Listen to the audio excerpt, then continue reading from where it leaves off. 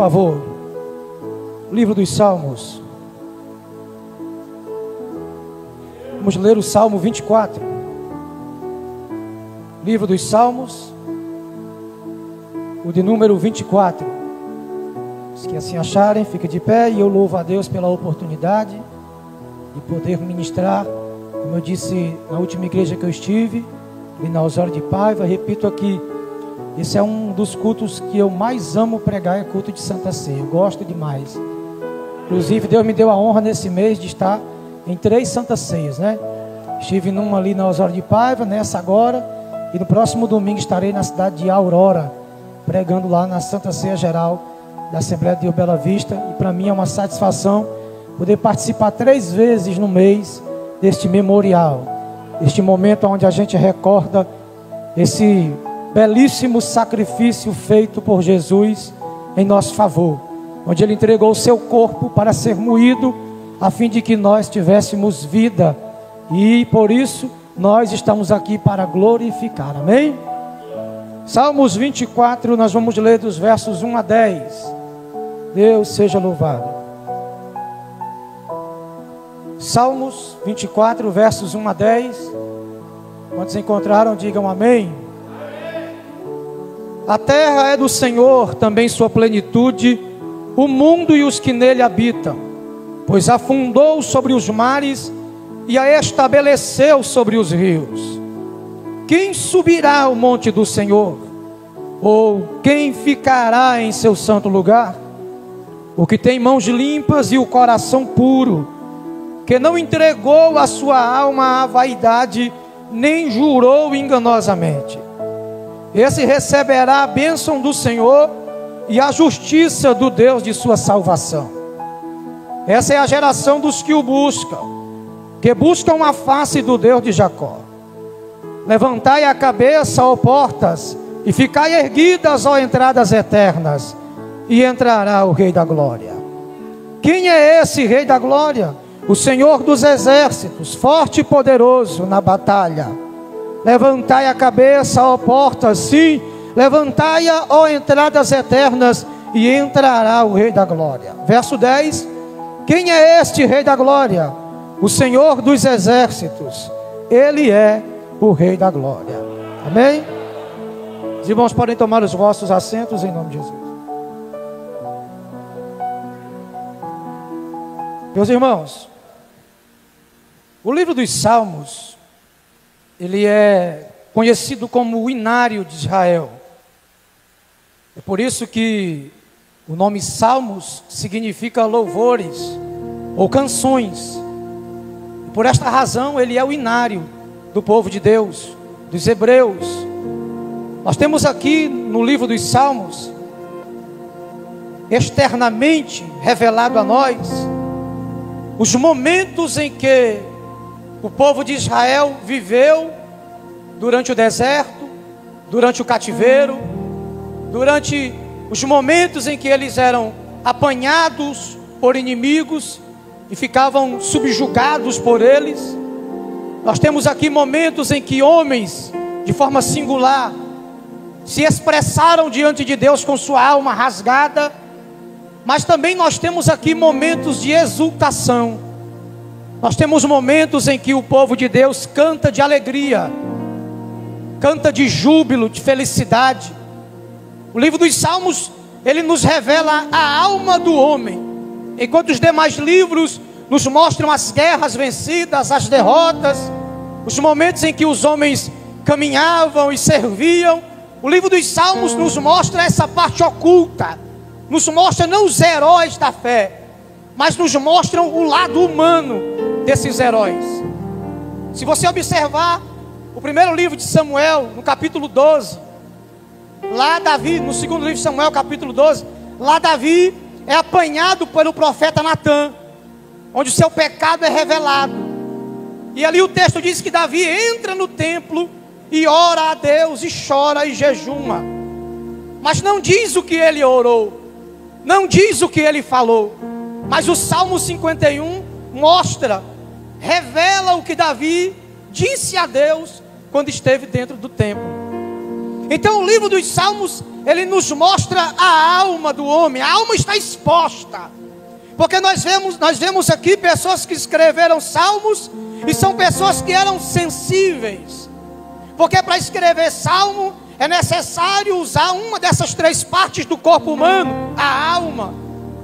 Uma pessoa que não tem alma não consegue compor um salmo. Porque para escrever um salmo, cantar um hino a Deus, é necessário sensibilidade. Davi é o maior compositor dos salmos aqui escritos. Para os irmãos terem uma ideia, Davi escreveu 73 dos salmos aqui compostos. Asaf escreveu 12 dos salmos aqui compostos. Os filhos de Coré escreveram 11. Salomão escreveu 2 dos salmos. Temã, Remã e Moisés, cada um deles escreveram um salmo. E os demais salmos escritos são por autores desconhecidos. E se os irmãos observarem, o livro dos salmos mostra desde o salmo mais atual até o mais antigo. O salmo mais antigo é o 90, é o salmo de Moisés, que foi escrito 1500 anos antes de Cristo. E nós temos também o salmo mais atual, o salmo 126, que foi escrito após o cativeiro da Babilônia, quando o povo estava no cativeiro, após eles saírem de lá, com júbilo no coração eles cantaram a Deus, e o povo dizia: grandes coisas fez o Senhor por eles, e eles diziam: grandes coisas fez o Senhor por nós, e é por isso que nós estamos alegres. Demorou cerca de 1000 anos para que este livro que está nas nossas mãos fosse composto. O livro dos Salmos divide-se em 5 livros. São eles do livro 1 ao 41, nós temos um livro. Do Salmo 1 ao 41 é um livro. Do Salmo 42 ao 72, outro livro. Do Salmo 73 ao 89, outro livro. Do Salmo 90 ao 106, quarto livro. E do Salmo 107 ao 150, o quinto livro. Como eu disse aos irmãos, Davi é o maior compositor dos salmos aqui escritos. E não podemos falar de salmos sem falar de Davi. Davi é conhecido aqui como o mestre do canto. No capítulo 23 do primeiro livro de Samuel, do segundo livro de Samuel, ele é chamado de suave nos salmos por Samuel. Samuel disse que Davi era um homem suave nos salmos. Davi era alguém com uma capacidade absurda de compor. Ele outra vez estava sentado em uma pedra pastoreando as ovelhas de seu pai, e começou a olhar para as ovelhas pastoreando e percebeu a forma como ele cuidava das ovelhas. E ali ele começou a perceber a forma como Deus cuidava dele. E para revelar que salmo é necessário ter alma, ele se coloca no lugar das ovelhas e Deus em seu lugar. E ele diz: o Senhor é o meu pastor. É por isso que eu não preciso de nada, mesmo faltando tudo. Ele me faz caminhar em pastos verdejantes. Assim como eu faço com elas, Deus faz comigo. Ele me leva para as águas tranquilas, da mesma maneira que eu conduzo essas ovelhas. Outra vez ele estava fugindo do seu filho Absalão, já dias sem poder ir ao templo, e bateu aquela saudade de ir à igreja, mas se ele voltasse a Jerusalém, o seu filho entraria numa guerra contra ele. Aí ele viu uma corça tomando água e ele disse: assim como a corça suspira pela corrente das águas, a minha alma tem sede de Deus, minha alma tem sede do Deus vivo. Ele viu a forma como aquela corça se relacionava com a água, e ele entendeu que era a mesma maneira que ele se relacionava com Deus. Nós temos alguém que era capaz de olhar um pássaro e compor um salmo. Alguém que sentia a brisa do vento e compunha um salmo. Alguém que era extremamente sensível, e é por isso que Davi errou diversas vezes, mas todas elas Deus o perdoou, porque Davi tinha uma extrema capacidade de se arrepender. Ao ponto de, não diferente de Saul, que quando entrou para reinar em Israel, quis coroa, quis trono, quis espada, quis lança, quis riqueza. Davi disse: tira tudo isso de mim, mas deixa o Espírito. Davi sempre mostrou que o seu interesse estava em Deus, muito mais do que nas coisas que Deus podia lhe proporcionar. E Salomão, seu filho, extraiu isso do seu pai. Porque na oportunidade que ele teve de pedir qualquer coisa a Deus, ele disse: me dê sabedoria para eu guiar o teu povo. Nos Salmos 22, 23 e 24, nós temos aqui uma trilogia. um estudo triplo sobre a pessoa de Cristo. Davi, muitas vezes, compondo o salmo, ele era tomado pelo Espírito Santo e profetizou coisas que ainda iam acontecer. Se não, observe os irmãos, o salmo de número 22, inicia-se o verso 1 dizendo: Deus meu, por que me desamparaste? Essa foi a quarta palavra que Jesus disse na cruz. Essa foi a quarta palavra que Jesus disse em seu suplício. Quando estava pendurado, cravado numa cruz, ele disse: Deus meu, por que me desamparastes? Oh Eloi, Eloi, lama sabachthani. Ele gritou isso. E Davi, antes de Cristo, muito antes, ao escrever este salmo, ele disse: meu Deus, por que me desamparastes? Aleluia. Essa foi a palavra. Então, quando nós olhamos para o Salmo 22, nós lembramos de João, capítulo 10, versículo 11, que ele é o bom pastor, e o bom pastor dá a sua vida pelas ovelhas. Davi está aqui profetizando, é uma profecia da morte de Cristo, como seria a morte do Filho de Deus, e ele está profetizando. Então, o Salmo 22, ele nos leva para a morte de Cristo, o sofrimento de Cristo na cruz. Já o Salmo de número 23 nos mostra ele como sendo o supremo pastor. Em Hebreus capítulo de número 13, versículo 20, quando diz: o Senhor é o meu pastor e nada me faltará, ele está nos mostrando não a morte, mas está nos mostrando a vida de Cristo, como ele conduz as suas ovelhas, como ele lida com as suas ovelhas, como é o trato dele com as suas ovelhas. E quando olhamos para o Salmo 24, nós temos aqui a ascensão de Cristo. O Salmo 24 é conhecido como o Salmo da Ascensão, porque dos versos de número 7 a 10 nos mostra a entrada triunfal de Jesus na glória. Após entregar a sua vida, passar alguns dias entre seus discípulos, ele é assunto em Atos capítulo 1, verso 11, e entra na glória de seu Pai para receber a coroa da vitória. Então nós temos uma trilogia, um estudo triplo. Nós temos o Salmo 22, que é a morte, nós temos o Salmo 23, que é a vida, e nós temos o Salmo 24, a ascensão, a entrada de Jesus na glória. Observe os irmãos o verso de número 1 comigo, que eu começo a ministrar aqui. A terra é do Senhor, também a sua plenitude. Diga comigo, plenitude. O mundo e os que nele habitam.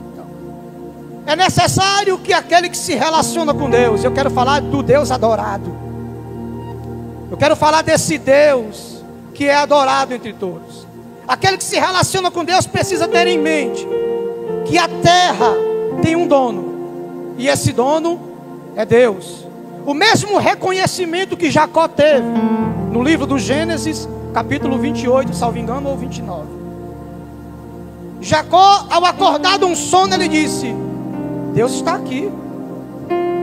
Terrível é esse lugar e eu não sabia.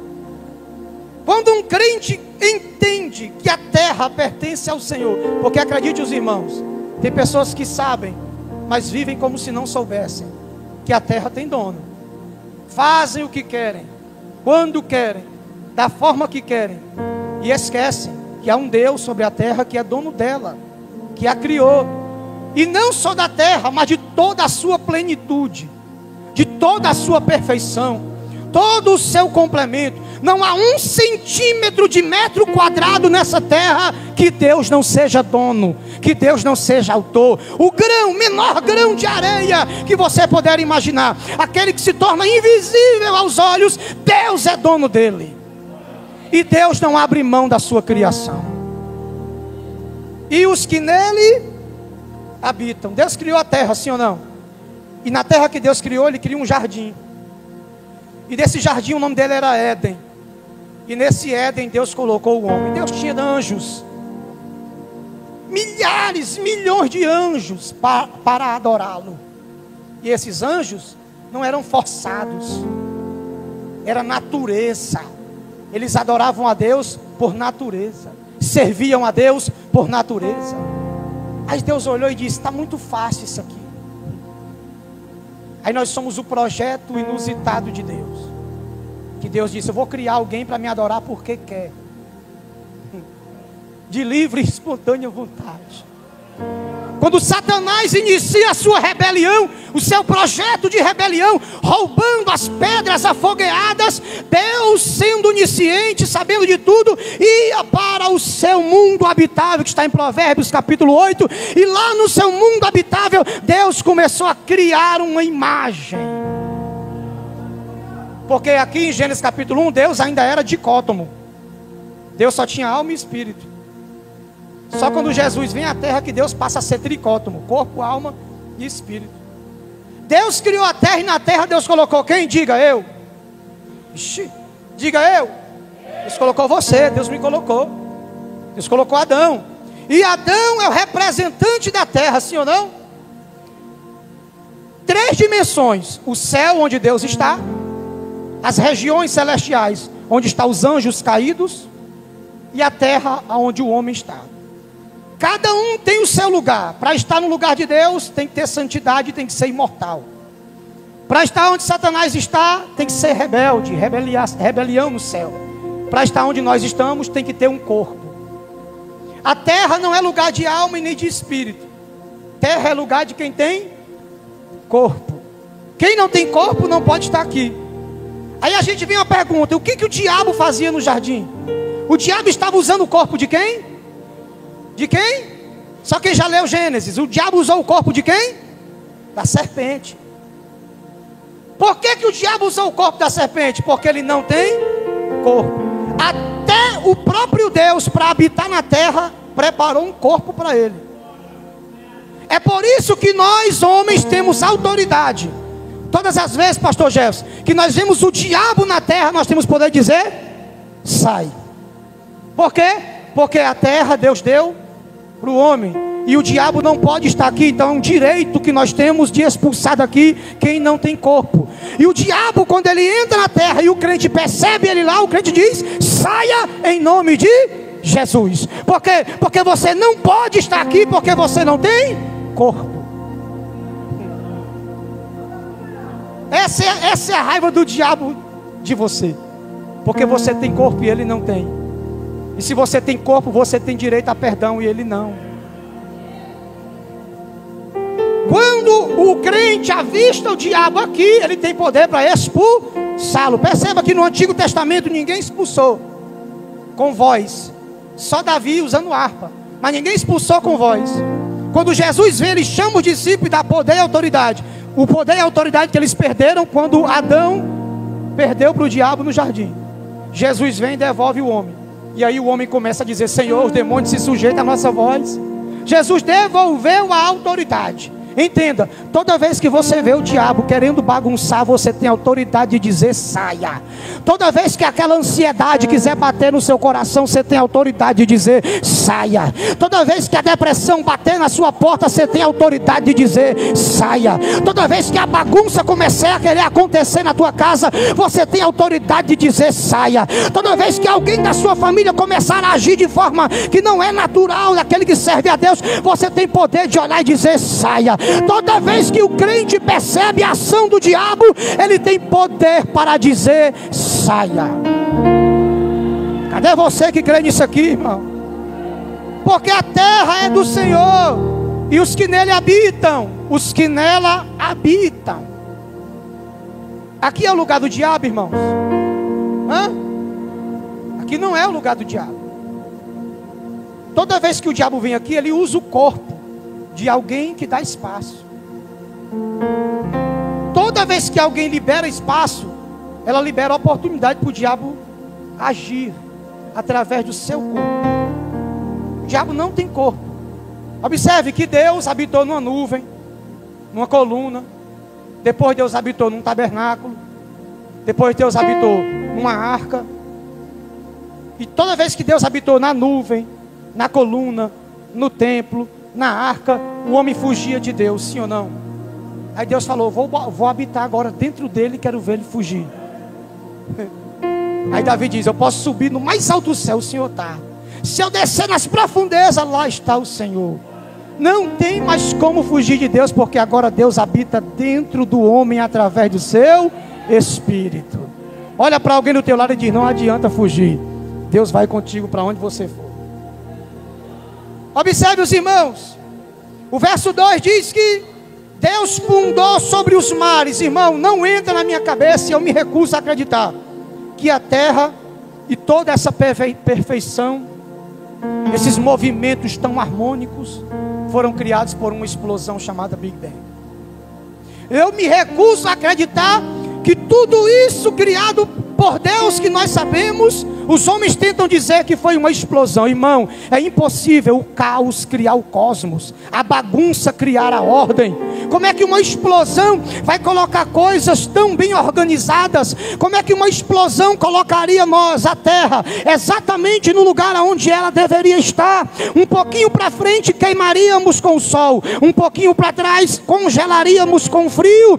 Se a gravidade fosse um pouquinho mais pesada, nós iríamos esmagar. Um pouquinho mais leve, subiríamos céu acima e morreríamos asfixiados. Ei, quem dizer da lua? A lua é a faxineira do universo. As fases da lua decidem a hora que o mar vai jogar a sujeira para fora.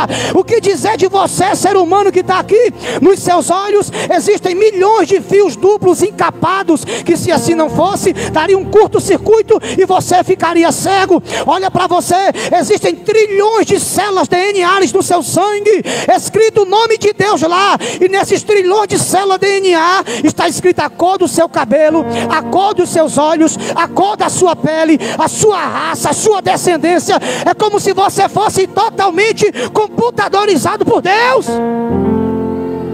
Você acha que uma explosão vai fazer isso, meu irmão? Um certo comentarista disse que parece que Deus colocou o homem dentro de uma vitrine, pegou um computador e começou a escrever coisas dentro dele. E dentro de nós está trilhões. E pasme agora, esses trilhões de células DNA são fitas métricas. E colocando elas uma atrás da outra, daria para dar 3 voltas no planeta Terra. Como é que fitas métricas que dá para dar a volta no planeta Terra está dentro de nós, que somos um grão de areia na Terra? É aqui o que Ezequiel viu, uma roda grande dentro da pequena. Coisas que só Deus explica e o natural fica doido tentando entender. Eu não vou nem entrar para tentar explicar isso aqui, porque eu não consigo. Eu só sei que existe porque eu creio no Deus que eu sirvo. Então eu me recuso a acreditar nisso. Que coisas tão bem sincronizadas foram criadas a partir de uma explosão, que o homem veio do macaco. Coisas absurdas de se entenderem. É negar a criação e o Criador. E quando nós olhamos aqui para o versículo 2, um pouco mais à frente, o texto diz que Deus a estabeleceu.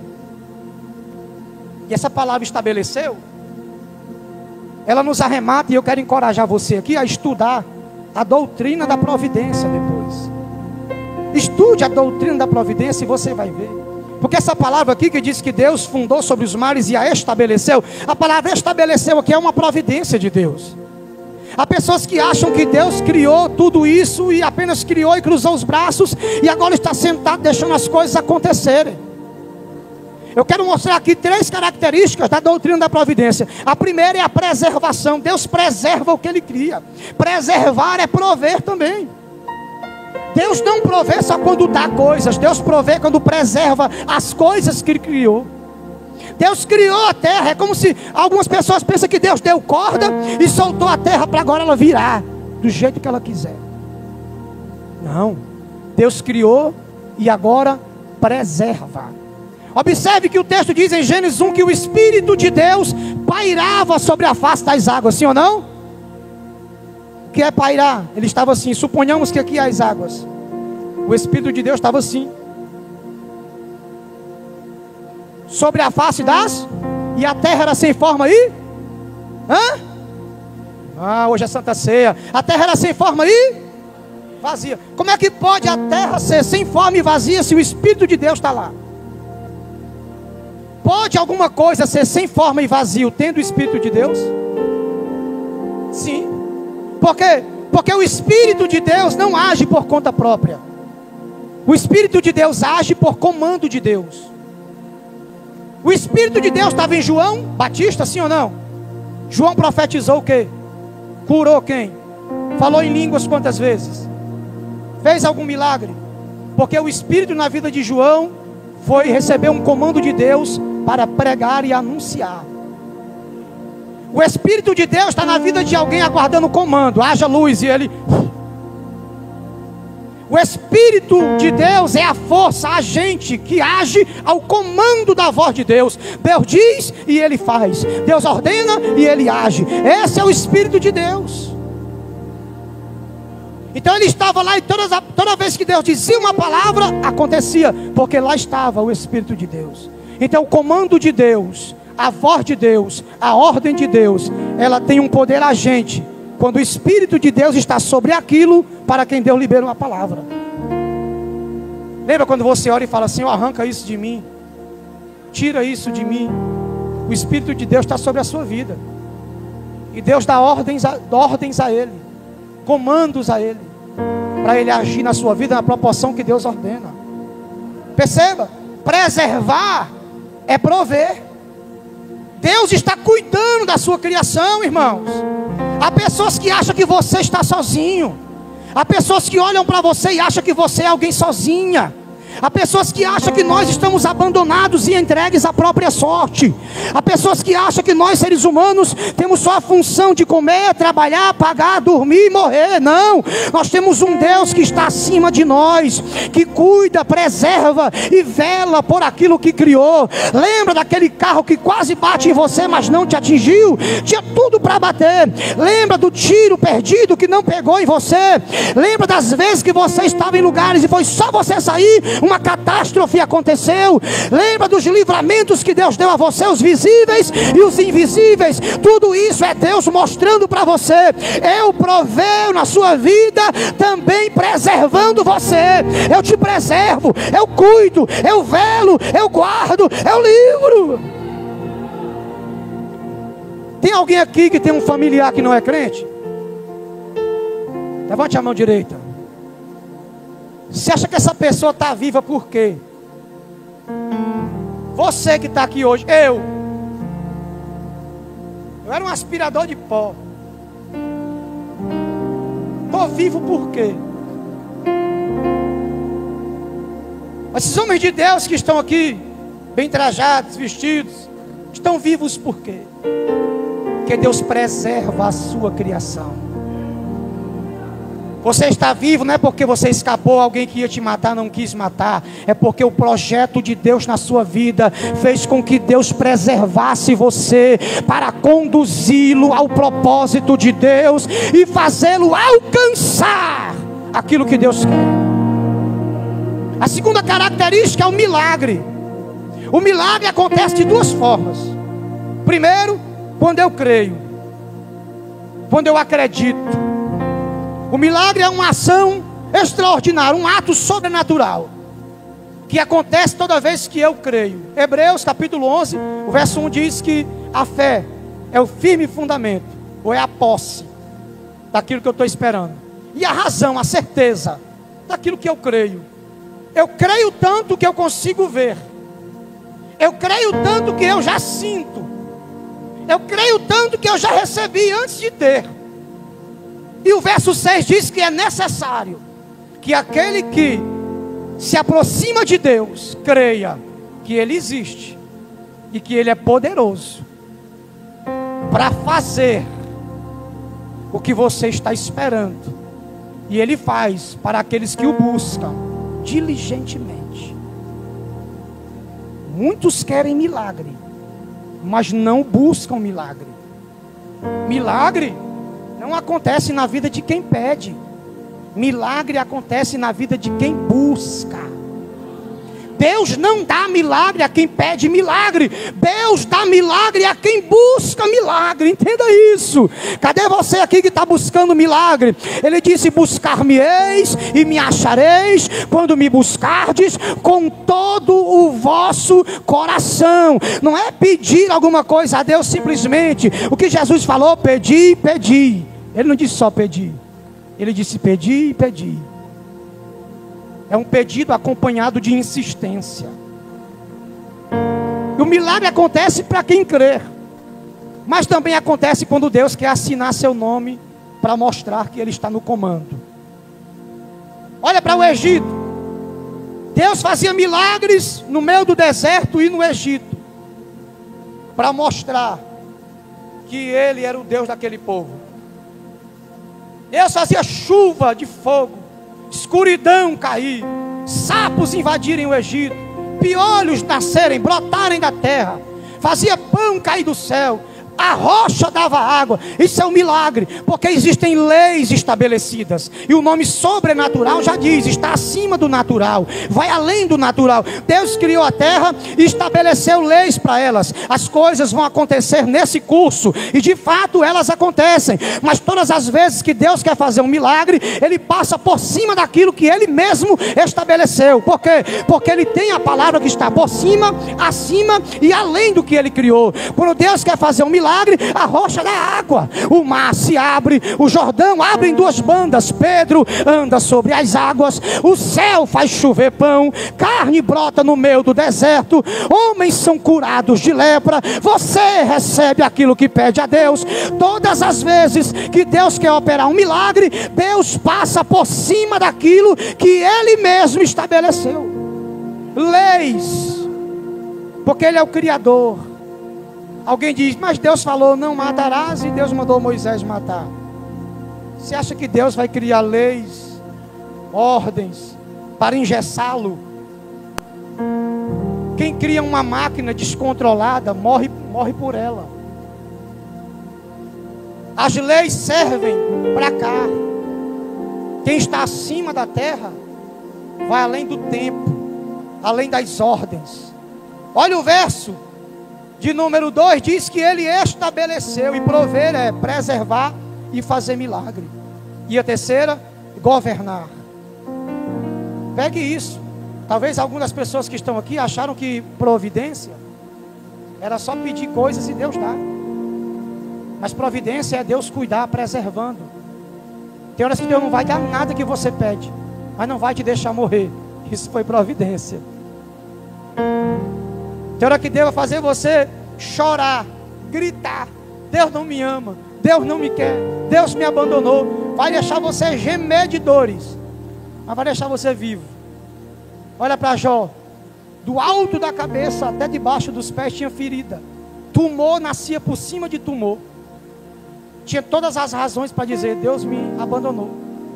Até gritou, maldito seja o homem que foi até meu pai e disse, nasceu um homem, é varão. Maldito seja o dia do meu nascimento.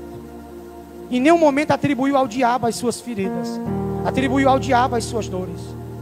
E no final ele diz, eu sei que o meu Redentor vive, e que no fim Ele se levantará a meu favor. Deus preserva, isso é providência. Deus faz milagres. E o terceiro, Deus governa. Irmãos, onde está o Egito?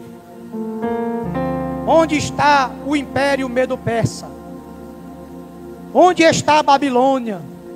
Onde está Hitler? Onde estão os inimigos de Deus?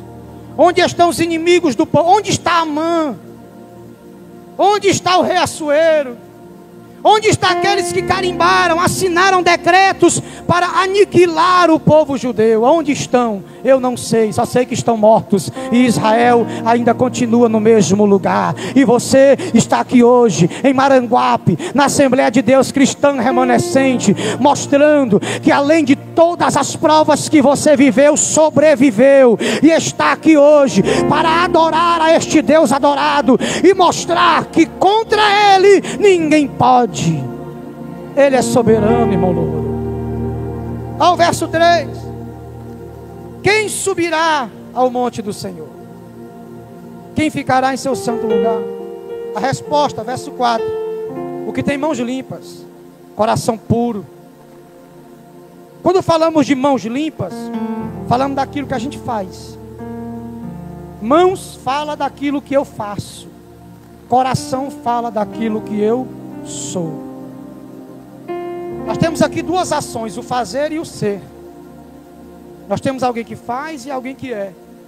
E Deus falou que quem habita no seu santo lugar é alguém que faz, e além de fazer, é o que faz. Olha para Ananias e Safira no capítulo 5 do livro de Atos. Barnabé vendeu um terreno, deu dinheiro aos apóstolos. Ananias e Safira viram aquela atitude, viu que Barnabé ganhou prestígio. Vamos vender o nosso terreno também, e vamos dar o dinheiro para os apóstolos. Quem sabe assim nós ganhamos respaldo. Foram lá, venderam o terreno. Quando pegaram o dinheiro, é muito dinheiro, né, amor? E ela disse: meu filho, é dinheiro demais, viu? Vamos dar só uma parte. E ele falou: nós dá uma parte, e disse para Pedro que vendimos só por isso aqui. E ela: pronto, tá certo. E o Espírito de Deus lá. Aí o Espírito de Deus não é fuxiqueiro, mas ele alerta quem serve a Deus. Pedro, tá vindo um casalzinho aí, e eles vão dizer para ti que venderam o terreno por tanto. Mas é mentira dele, mentiram para mim, viu? Vai morrer os dois. E lá vem Ananias: Pedro, está aqui o dinheiro do terreno. Aí Pedro: vendeu só por isso? Irmãos, eles não venderam para ajudar a obra. Eles não venderam para ver o crescimento da obra. Eles não venderam porque tinha interesse de ver a obra de Deus crescer, o povo ser alimentado.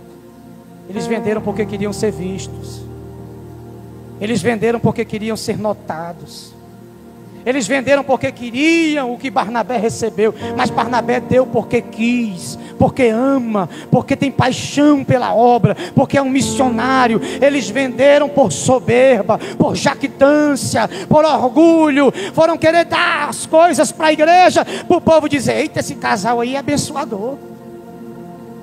Morreu. Morreu os dois.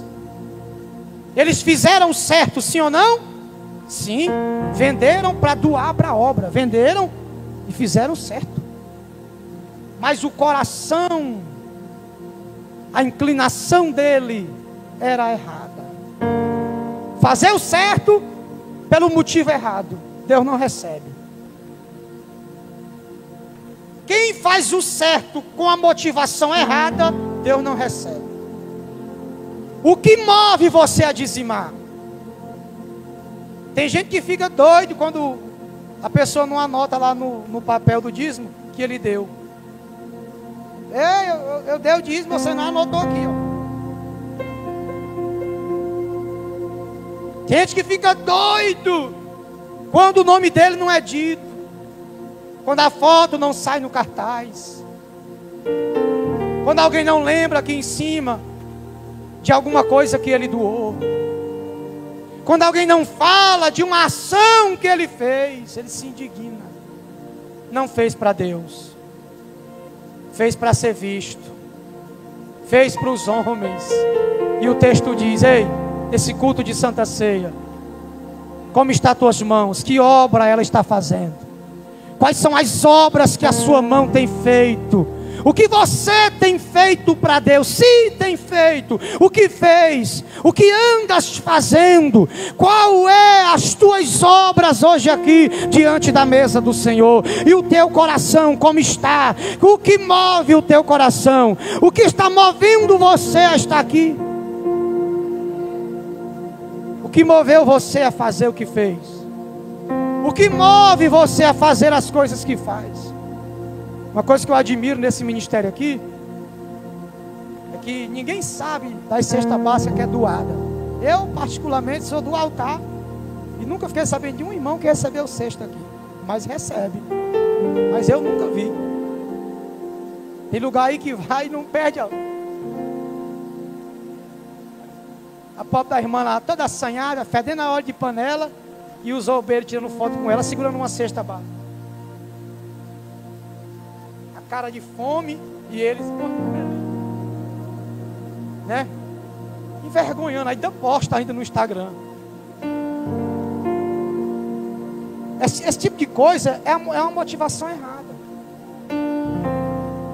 Eu fui pregar em Salitre, é a última cidade aqui de Ceará, quase beirando Pernambuco.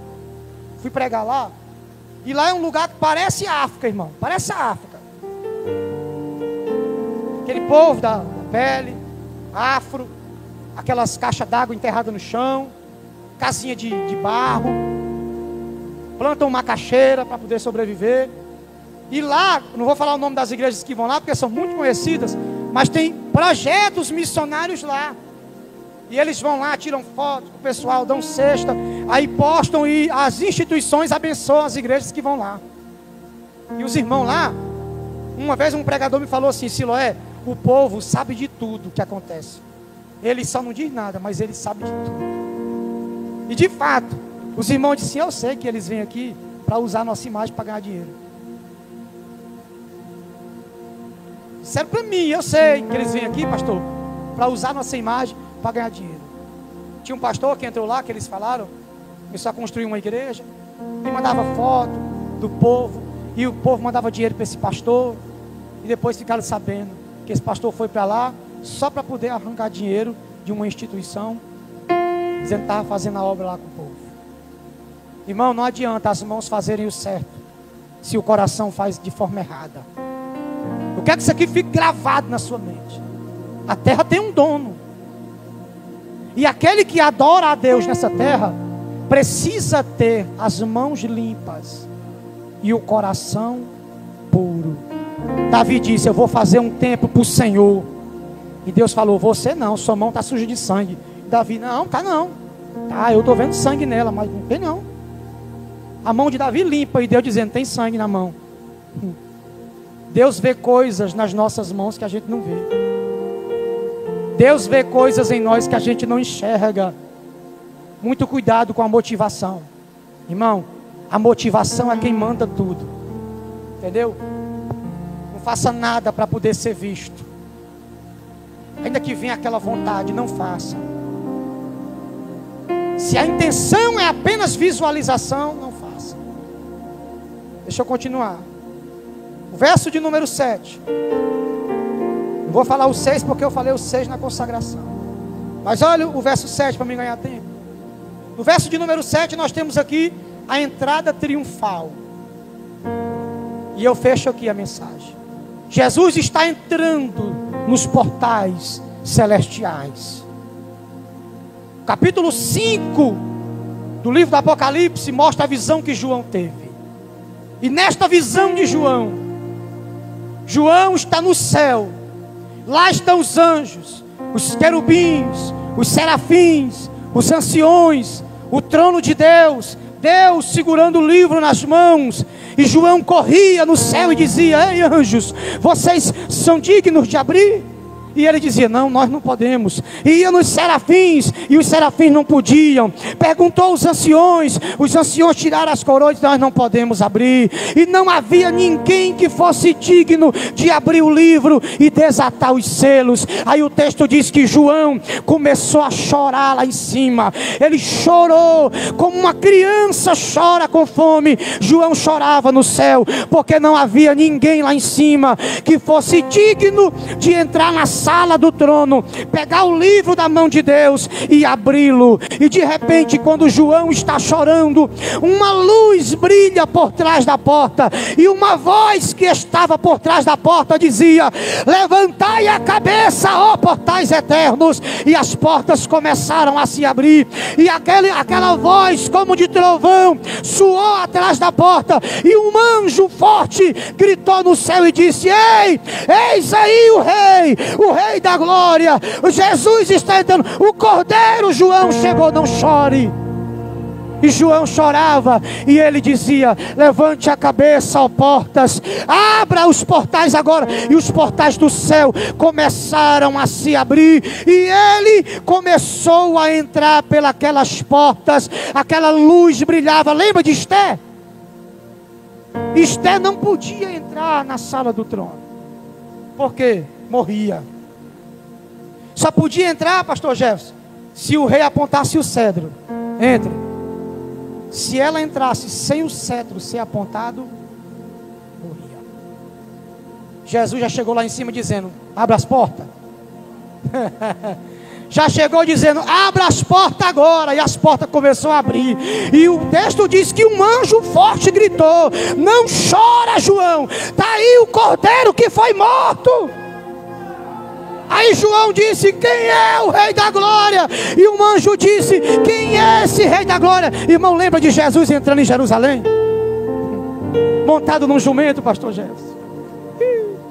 E o texto diz que o povo tirava o casaco, jogava no chão, e o jumentinho passava por cima. As crianças balançavam galho de palmeira e dizia: Hosana nas alturas, bendito é aquele que vem em nome do Senhor. E naquele momento que Jesus estava entrando em Jerusalém, os rabinos dizem que os sacerdotes estavam no templo, lendo o Salmo 24.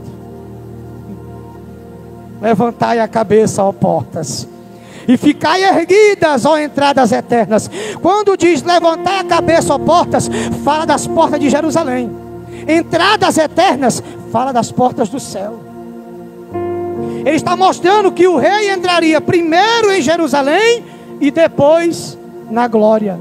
Quando Jesus entrou lá em cima, Deus nem precisou apontar o cetro. Ele entrou sem ele apontar o cetro. Vai morrer, morre não. Por quê? Porque ele sabe quem ele é lá em cima. Ele sabe o que ele veio fazer lá em cima. Entrou na sala do trono, foi lá na mão de Deus, pegou o livro da mão de Deus, abriu, desatou os selos e não pediu autorização para isso. Por quê? Porque Ele é o Rei da Glória. O anjo gritou: quem é o Rei da Glória? E o anjo forte e poderoso disse: o Senhor dos Exércitos, poderoso na batalha. Ele é o Rei da Glória. Fica de pé comigo. Aleluia. Essa marcha triunfal nos leva a imaginar, pastor Gabriel, o grande dia. E ele entra, Antônio, toma o livro e senta na direita de Deus. Ei, sabe o que é mais fantástico? Spurgeon disse que o mais fantástico dessa leitura é pela primeira vez, pastor Jéssica, as portas eternas se abrir para um homem. As portas eternas se abriram para um homem, Jesus Cristo ressuscitado. Um homem deu ordens às portas: abra. E as portas se abriram, e ele entrou. E Estevão, quando estava sendo martirizado, ele olhou para o céu e viu o Senhor. E ele estava sentado, era? Ele estava de pé. Por que Deus estava em pé no trono, irmão? Por que Estevão viu o Senhor Jesus em pé e não sentado? O rei não levanta, irmão. O rei não levanta. O rei dá ordens assim, ó. Sabe quando é que um rei levanta? Quando tocam na família. Quando o assunto é íntimo, toca num filho, toca numa esposa, o rei levanta. Estavam tocando na igreja e o Senhor fez assim. Eita Jesus, eu quero dizer para você que enquanto o mundo persegue, Deus está em pé no trono e olhando para baixo, querido. Ele não perde a visão daqui de baixo, não. Ele está olhando, está de pé em sinal de alerta. Ei, e o cetro já está apontado, viu? As horas estão chegando. Ele já entrou na glória, já garantiu o nosso lugar. Está só esperando, como diz o pastor Jefferson, já está com a mão no trinco, só esperando Deus dizer: abre, para ele descer para cá e vir buscar a igreja. Prepara-te, ó igreja, porque grande será aquele dia em que nós formos chamados por ele. Sabe esse corpo aqui? Esse corpo será transformado. A corruptibilidade sairá e a incorruptibilidade dará lugar. A mortalidade sumirá e a imortalidade dará lugar. Como os anjos, seremos imortais, incorruptíveis. E aí sim, queridos, teremos liberdade para ter de volta tudo que Adão perdeu lá no livro do Gênesis. E ao vencedor, eu darei de comer da árvore da vida que está no meio do jardim de Deus. Eu tenho vontade de provar esse fruto. Esse fruto eterno. Esse fruto que só pode ser comido, provado por pessoas que venceram a batalha aqui embaixo. Eu queria que você segurasse a mão de alguém para mim fazer uma oração encerrada. Eterno Deus, nós que estamos aqui cremos que Tu vive. Nós cremos, por isso nos aproximamos. Aguardamos ansiosamente por aquele dia, como Tu aguardaste por aquele momento com os Teus discípulos. A Tua igreja grita aqui: ó Senhor, vem. E nós gritamos: Maranata. Porque sabemos que o dia está próximo. O céu há de se abrir. Receberemos o chamado para subirmos céu acima, ao encontro com o Senhor nos ares. Senhor, prepara-nos, capacita-nos, livra-nos de tudo aquilo que pode nos corromper. Dai-nos graça, dai-nos força, como Paulo, que a Tua graça nos basta. O Teu poder se aperfeiçoe em nossa fraqueza. Que nós venhamos a vigiar, que possamos estar atentos, que não venhamos a dormir nem a cochilar, mas estarmos atentos, vigilantes, aguardando o sonir da trombeta de Deus. Levante a mão do seu irmão lá em cima. Aqui está a Tua igreja, Pai.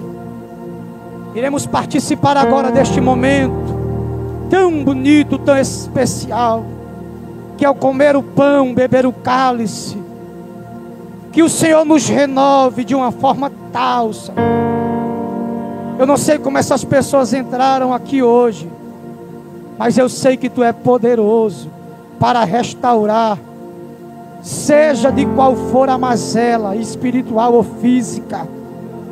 Que o Teu corpo, o Teu sangue, seja um agente produtor de vida agora.